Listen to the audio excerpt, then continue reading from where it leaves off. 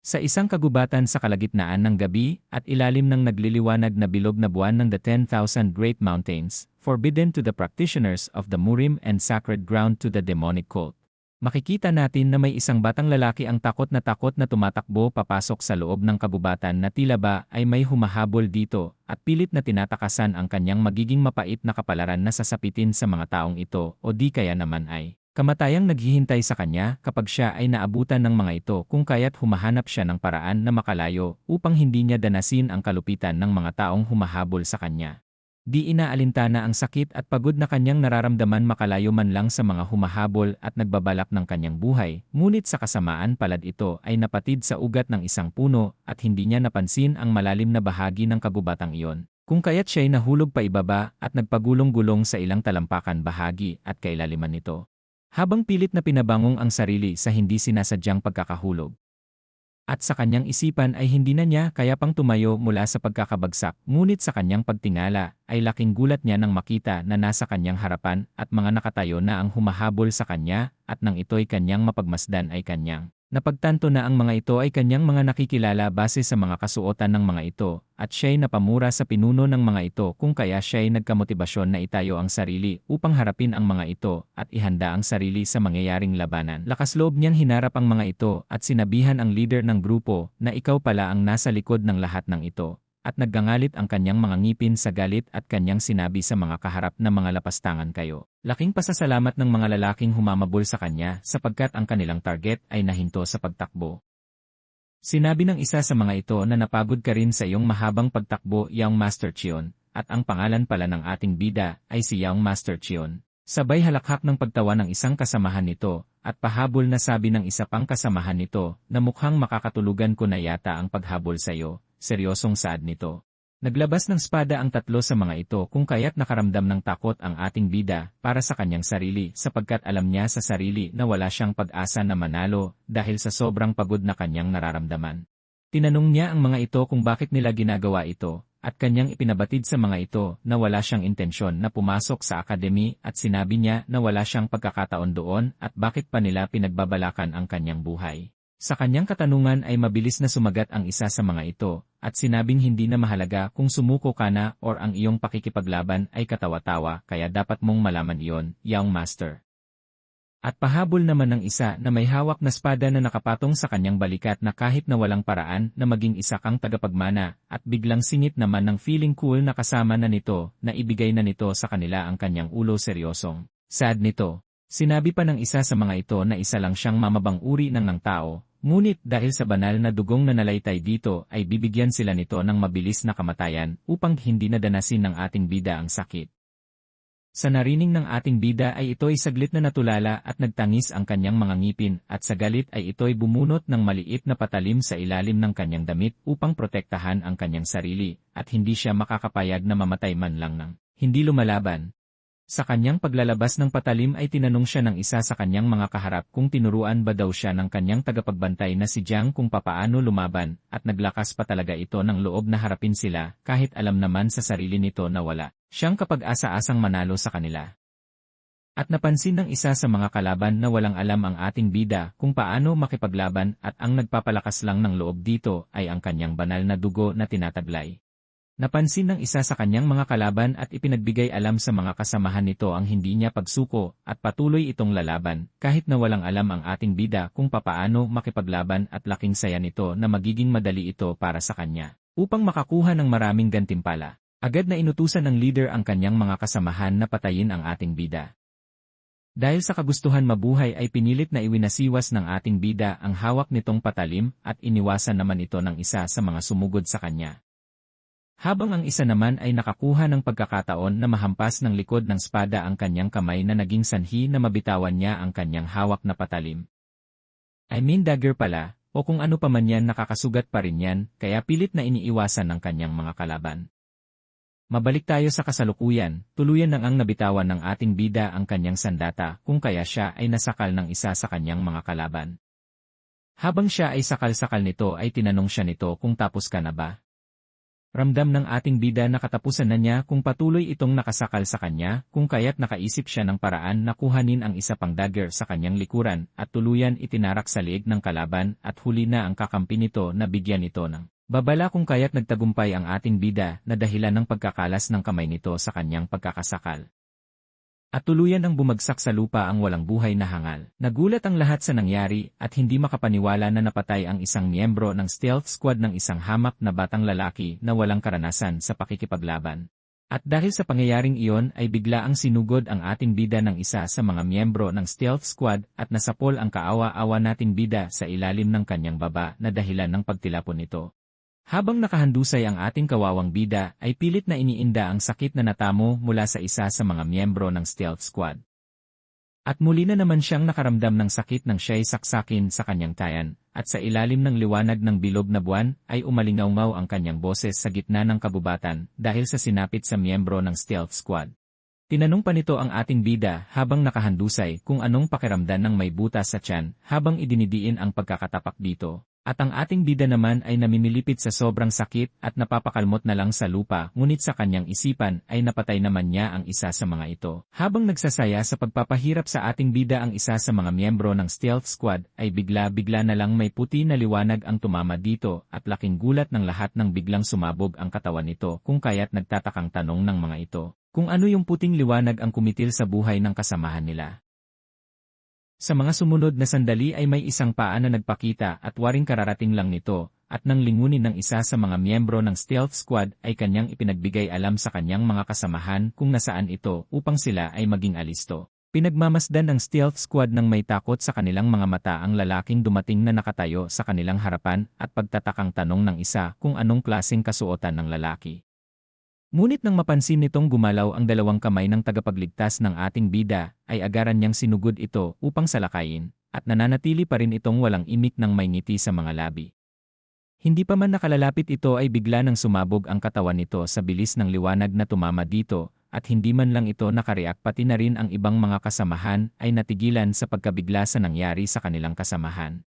Sa isang iglap ay bigla na naman itong nawala sa kanilang paningin at isa-isang inuubos ang miyembro ng stealth squad. Nasambit ng isang natatakot na miyembro kung anong klaseng advanced form or kinggong ang ginagamit ng lalaking tagapagligtas ng ating bida. Habang pinagmamasdan na unti-unti nang nauubos ang kayang mga kasama, ay takot na nakahawak sa kanyang spada ang hangal na lalaki, at napatanong na lang ito sa kanyang sarili kung ito na ba ang makapangyarihan Keymaster ng Murim. Nagtatakang tanong nito sa kanyang sarili kung bakit tinutulungan ng isang master ang batang lalaki. Sa kanyang pagkakaobserba sa batang lalaki ay marami ng dugo ang nawala dito kung kaya't siya'y nagpasya ng umalis at iligtas ang sarili sa kamatayan upang hindi na siya matulad pa sa kanyang mga kasamahan. Ngunit hindi pa man nakakalayo ito ay maagap na ikinumpas ng tagapagligtas ang kanyang kamay at tuluyan ng tinapos ang buhay nito. Sa pagkakita sa pagkakapaslang sa huling natitirang miyembro ng stealth squad na umatake sa kanya, ay nakaramdam ng kaginhawaan ang ating bida at nakangiting nasabi na lang nito sa kanyang sarili na napakahusay. Habang unti-unti nawawalan ng malay ang ating bida, ay narinig nito ang sinabi ng nagligtas sa kanya. Parang nasa maayos na kondisyon pa naman ang aking noble ancestor, kahit na sa kabila ng lahat ay marami ng dugo ang nawala dito na halos ikamamatay na nito. Habang unti-unting nawawalan ng ulirat ang ating bida, ay natanong niya sa kanyang sarili kung sino ang nagligtas sa kanya at kung ano ang ibig nitong ipakahulugan sa sinabi nito at patuloy na inaaninag ang lalaking nagligtas sa kanya. Nararamdaman na rin niya ang kawalan ng lakas at patuloy na tinatanong sa kanyang sarili kung dito na magwawakas ang kanyang buhay. Tumayo ang lalaki sa kanyang harapan at sinabing natagpuan ko din, at kasabay nito ay may pinindot itong parang orasan, pagkatapos ay may hinugot naman ito sa kanyang likuran.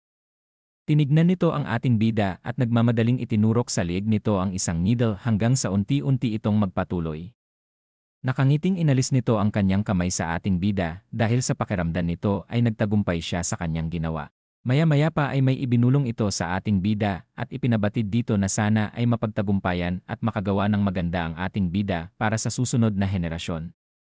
Pagkatapos ay biglang tumayo ito at sinabi na ang nanomachines na ito ay mas advanced at hindi ka magkakaproblema sa paggamit nito. Nang mapansin nito na nagtagumpay siya sa kanyang ginagawa ay naglaho na ito ng tuluyan.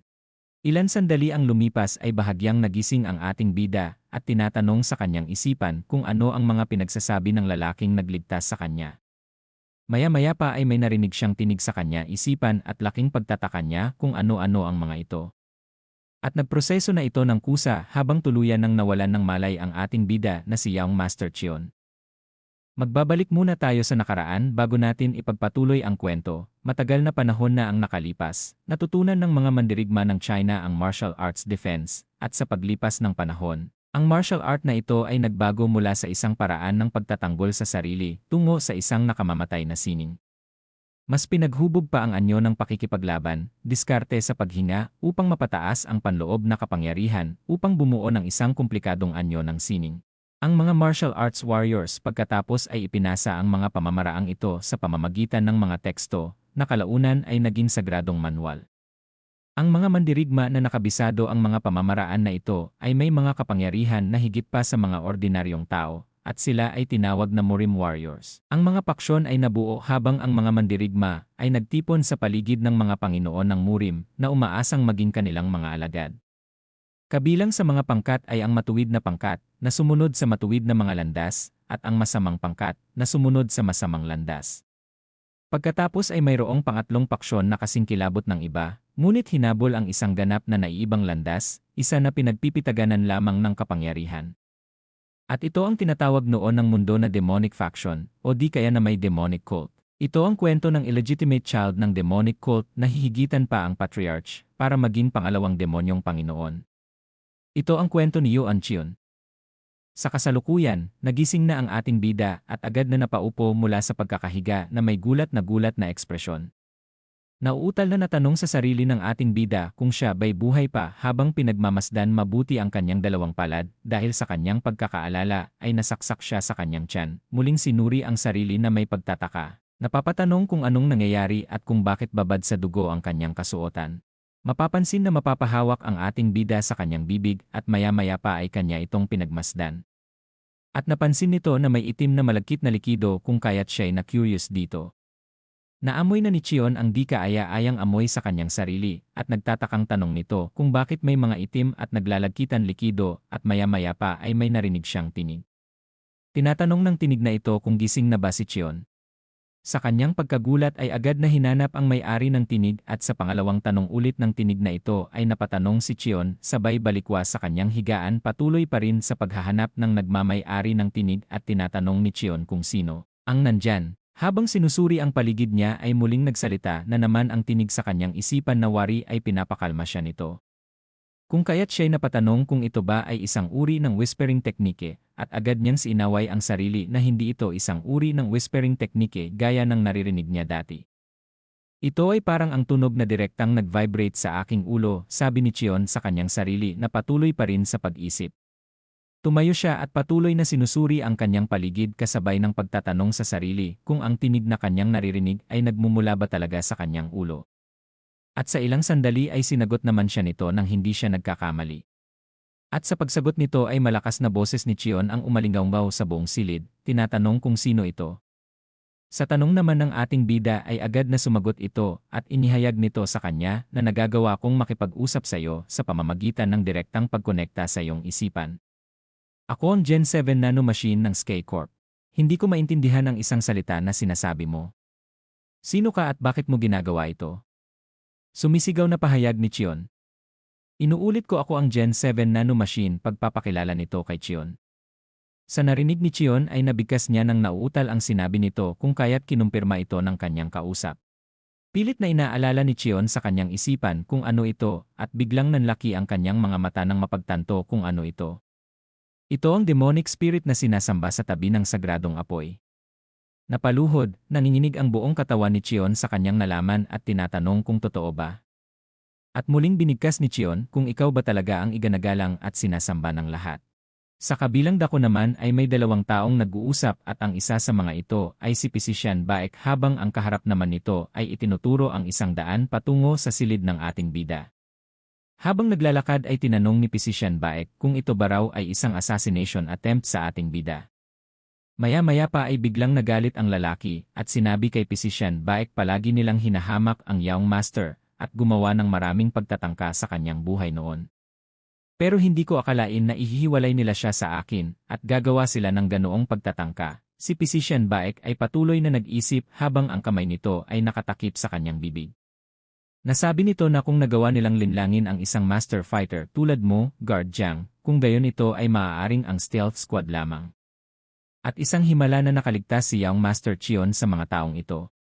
Ipinabatid ni Guard Jiang kay Physician Baek na mukhang may tumulong sa Young Master Chion niya, pero hindi nito alam kung sino. Pabuntong hininga na sinagot ni Physician Baek si Guard Jiang, ang isang tao sa iyong mga kakayahan ay dapat na masubaybayan ang mga ito ng madali. Biglang nanumbalik sa isipan ni Guard Jiang nung gabing sinundan niya ang kanyang Young Master Chion para iligtas. Inilahad niya kay Physician Baek nang sa wakas ay dumating ako sa eksena. Ang nakita ko ay kakilakilabot, nakahandusay sa malamig na lupa ang mga katawan ng Stealth Squad Warrior. Ngunit ang itaas na bahagi ng kanilang mga katawan ay wala kahit saan, at mayroon lamang isa na buo pa ang katawan. Ito ay nakahandusay, may saksak sa liig ng punyal na ibinigay ko sa Young Master. Pagkatapos ay narinig ko ang tunog ng paghinga sa hindi kalayuan sa mga katawan ng Stealth Squad. At nang aking lingunin ay ang Young Master Chion na naliligo sa sarili nitong dugo. Ngunit may isang bagay na ipinagtataka si Physician Baek kung kaya't natanong nito si Guard Jiang kung bakit wala itong natamong anuman pinsala nung gabing iyon nang may malalim na pag-isip. At agaran naman tinugunan ni Guard Jiang at dagdag pa nito na stable naman ang paghinga na parabang natutulog lang ang kanyang Young Master. Kahit pa ang kasuotan nito ay may malalaking punit mula sa espada pero ni isang galos ay hindi man lang makikitaan dito. Hawak ang kanyang baba ay napapatanong na lang si Physician Baek kung sino ang taong tumulong at nagligtas. Hindi ko akalain na ang kanyang kabanalan na patriarka ay magdadala ng kanyang sarili sa mga ganoong sitwasyon. Nasinang-ayunan naman ni Guard Jiang. Napaka-interesante talaga, magmadali tayo papunta sa silid ng Young Master. Sa silid naman ni Chion ay hindi pa rin makapaniwala na iniligtas siya ng dakilang system. Guys, tawagin ko na lang na system si Machine upang maunawaan natin at hindi na tayo malito pa. Patuloy na nagpapaliwanag ang system sa ating bida. Kung tinutukoy mo ang pakikipaglaban sa mga kaaway na humahabol sa iyo. User, iyon ay hindi tama, gayunpaman. Kung ang ibig mong sabihin ay ang pag-regenerate ng iyong sarili upang iligtas ka mula sa kamatayan, iyon talaga ang gagawin ko. Ano ang ibig sabihin ng self-regenerating? Naguguluhan na tanong ng ating bida sa sistema, at agad naman itong sinagot ng system, ito ang paglilipat ng pangunahing impormasyon sa isipan ng gumagamit.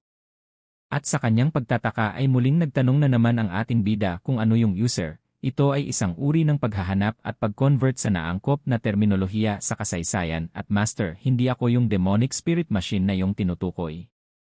Subalit patuloy pa rin hindi makapaniwala ang ating bida at sa kanyang pagtataka ay hindi pa rin tumitigil sa pagpapaliwanag ang nanomachine, inihayag nito sa kanyang master. Master, maaari kong ilipat ang impormasyon tungkol sa aking sarili pati na rin ang pangunahing manumanong pagtuturo sa iyong utak. Itutuloy mo ba? Muling pagtatanong sa kanya ng system na sinang-ayunan naman agad ng ating bida. Sa kanyang pagtugon ay agaran naman nagproseso ang system na kung saan ay nagliwanag ang kanyang mga mata at kasabay nito ay may mga puting enerhiya ang dumadaloy sa kanyang katawan. Dahil sa bigat ng proseso ay napatakip ng bibig ang ating bida dahil sa wari niya ay masusuka na siya. Ngunit mga ilang sandali pa ang lumipas ay tuluyan na niyang hindi kinaya ni Chion kung kaya't ito'y napasuka habang nakatuon ang dalawang palad sa sahig. Nang matapos ang proseso ay muli na naman siyang inabisuhan ng sistema na ito ay isang pangkaraniwang pangyayari pagkatapos ng pinakaunang paglilipat ng impormasyon. Hindi na kailanman magkakaroon pa ng pagkahilo o pagsusuka sa pangalawang pagkakataon. Si Chion ay hawak ang kanyang ulo at namimilipit sa sakit ay napatanong sa system kung bakit may ganito sa mundong ito. Lumipas ang mga sandali ay nakaramdam na ng kaginhawaan ang ating bida sabay tawag sa system. Manghang-manghang sinusuri ang sarili dahil sa malaking pagbabagong nangyari sa kanyang pisikal na katawan at hindi makapaniwala na may bilyong-bilyong nanomachine ang mayroon sa kanyang katawan. Sa kanyang patuloy na pag-obserba sa kanyang katawan ay pinatotohanan naman ng system na mayroon talagang bilyong-bilyong nanomachine ang nakapalibot sa kanyang buong katawan.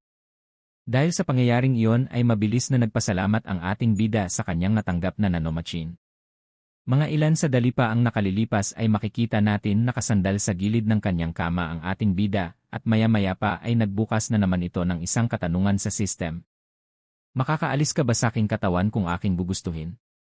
Sa kanyang katanungan ay agad na sumagot ang sistema sa kanyang master.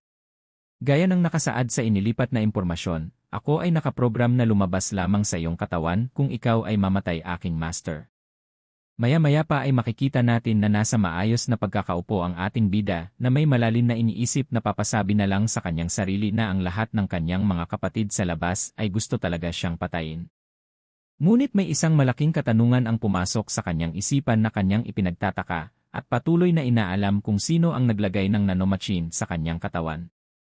Sa kabilang dako naman ay dumating na sa harapan ng pintuan ng kanyang silid si Guard Jiang sabay katok nito at inihayag na kasama nito sa physician bike upang makita siya.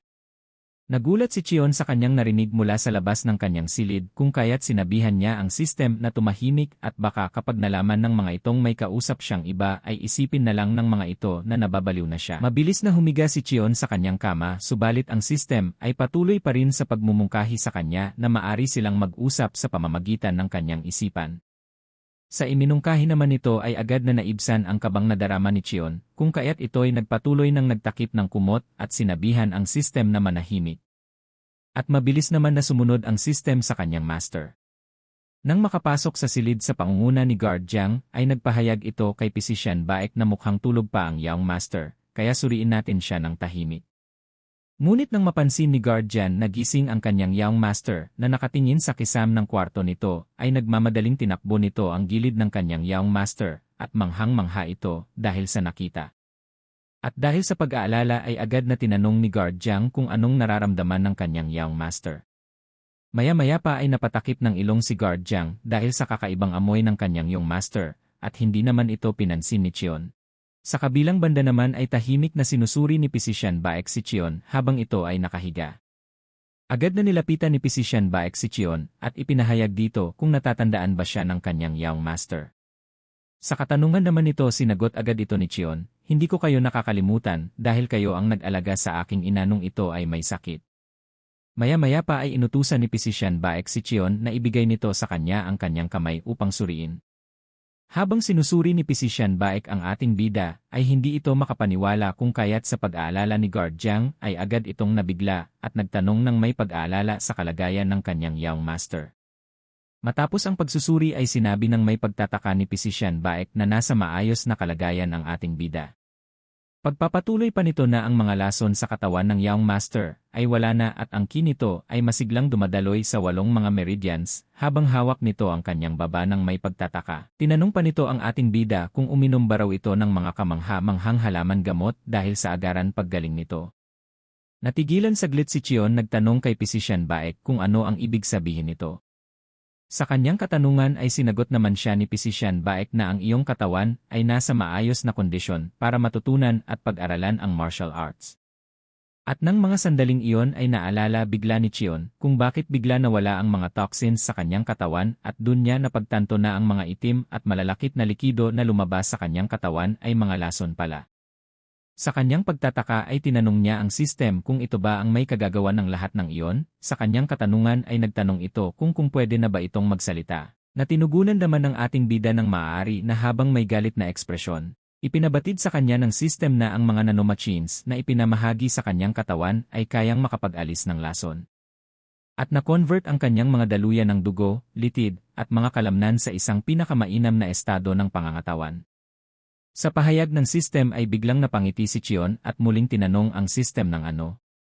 Ano ka lang? Sabi mo hindi ka machine. Pero sigurado ka ba?